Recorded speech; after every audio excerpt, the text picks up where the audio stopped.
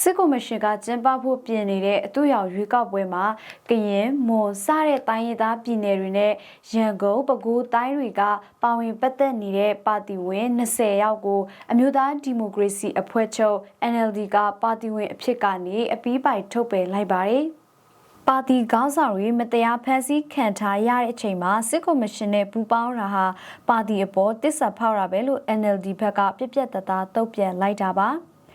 NLD ဗဟိုအလုပ်ကော်မတီရဲ့ထုတ်ပြန်ချက်အရ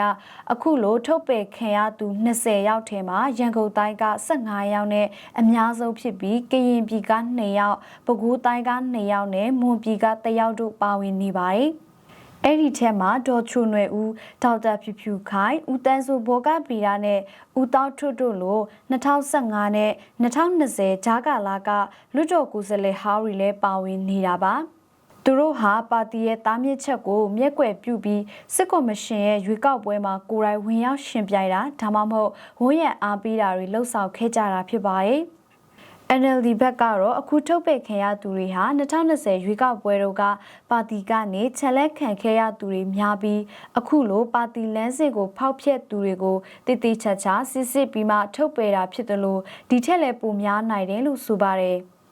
အာဏာသိမ်းပြီးတဲ့နောက်ပိုင်း NLD ပါတီဝင်2000ကျော်ဖမ်းဆီးခံထားရတယ်လို့ပါတီဥက္ကဋ္ဌဒေါ်အောင်ဆန်းစုကြည်အပါအဝင်ထိပ်ပိုင်းခေါင်းဆောင်တွေထောက်တန်းချမှတ်ခံထားရတဲ့ချိန်မှာအခုလိုပါတီဝင်တချို့ကစစ်ကော်မရှင်နဲ့ပူးပေါင်းသွားတာဖြစ်ပါတယ်။ဒါပေမဲ့ NLD ကတော့သူတို့ဟာပြည်သူလူထုကရွေးချယ်ထားတဲ့ပါတီအဖြစ်ဆက်ရှိနေမှာဖြစ်တယ်လို့စစ်တပ်ရဲ့ရွေးကောက်ပွဲကိုလည်းလုံးဝအတိအမှန်မပြုဘူးလို့ပြောဆိုထားပါတယ်။